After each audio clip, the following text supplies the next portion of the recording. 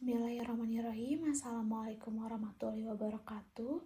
Perkenalkan, nama saya Risma Astri Fauziah Azhari dengan NIM 10521055. Di sini saya akan menjelaskan hasil tugas saya dengan judul klasifikasi multi-kelas ujaran kebencian pada Twitter menggunakan long short term memory atau LSTM.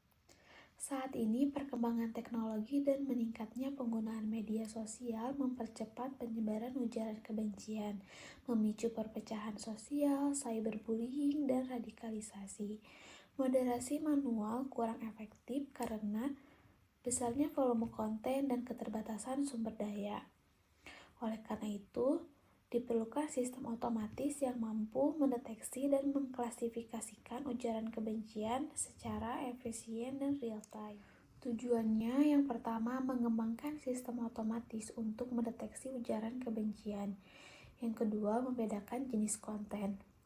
Mengklasifikasikan teks menjadi 3 kategori utama: hate speech, ujaran kebencian, offensive language, bahasa ofensif, dan konten normal, guna memastikan moderasi yang lebih akurat dan adil.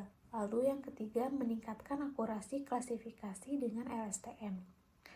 Memanfaatkan LSTM untuk meningkatkan kinerja sistem dalam mendeteksi ujaran kebencian dengan fokus pada peningkatan akurasi dan pemahaman konteks dalam teks.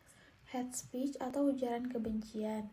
Ujaran yang menyerang, merendahkan, atau menghasut kebencian terhadap individu atau kelompok berdasarkan karakteristik tertentu seperti ras, agama, gender. Ujaran kebencian seringkali bertujuan untuk mendiskriminasi atau memprovokasi kebencian terhadap kelompok tertentu.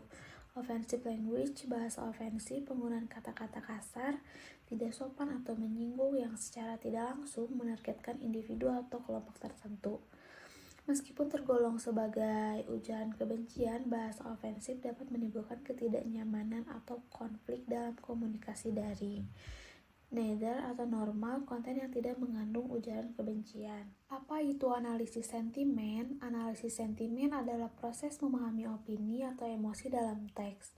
Model ini dapat mengidentifikasi apakah suatu teks memiliki sentimen positif, negatif, atau netral.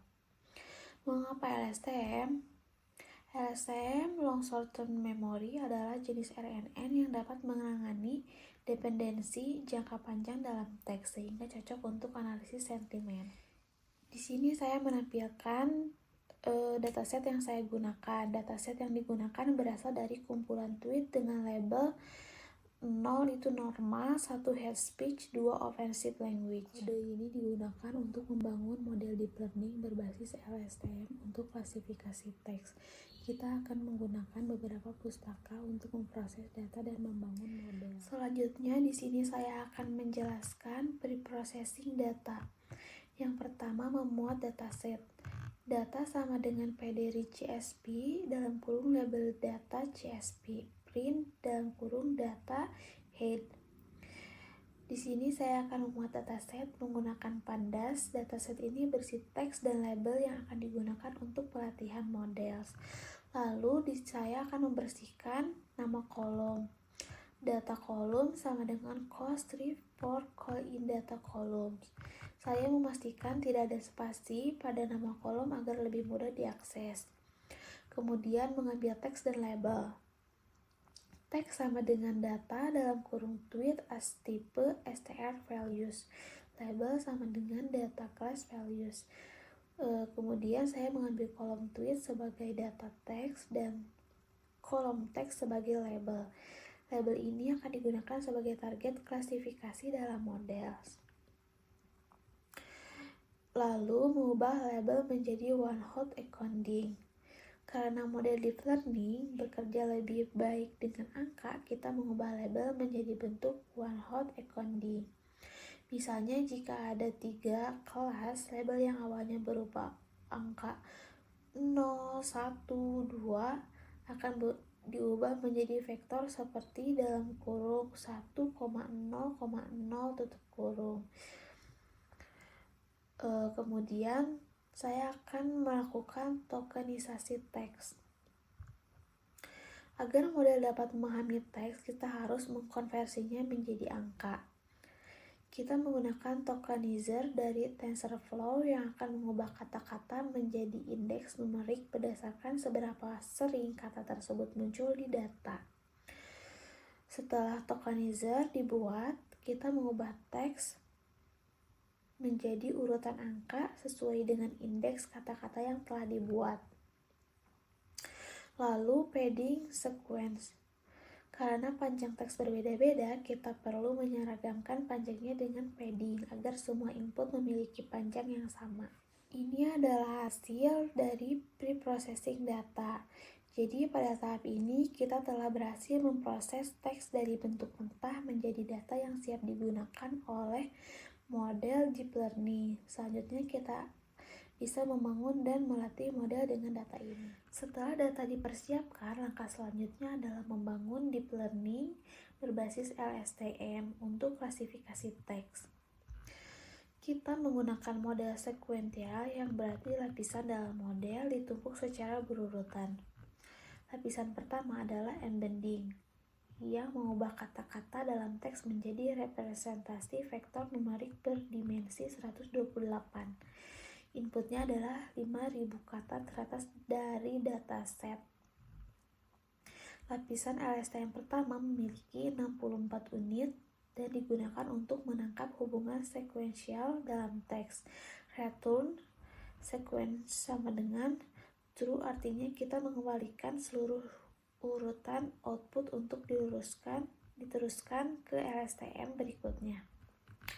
Kemudian droplet digunakan untuk mengurangi overfitting, yaitu dengan menonaktifkan 50% neuron secara acak saat pelatihan.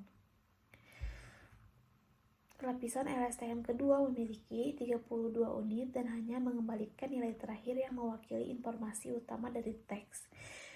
Droplet lagi untuk meningkatkan generalisasi model. Lalu lapis dense dengan 32 neuron dan fungsi aktivasi ReLU digunakan untuk mengekstrak fitur lebih lanjut sebelum klasifikasi akhir. Lapisan terakhir adalah dense dengan jumlah neuron sesuai dengan jumlah kelas dalam dataset. Fungsi aktivasi softmax digunakan agar model dapat memprediksi probabilitas setiap kelas.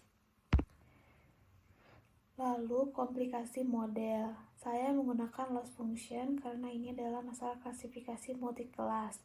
Lalu optimizer Adams yang merupakan algoritma optimasi populer dalam deep learning. Matrix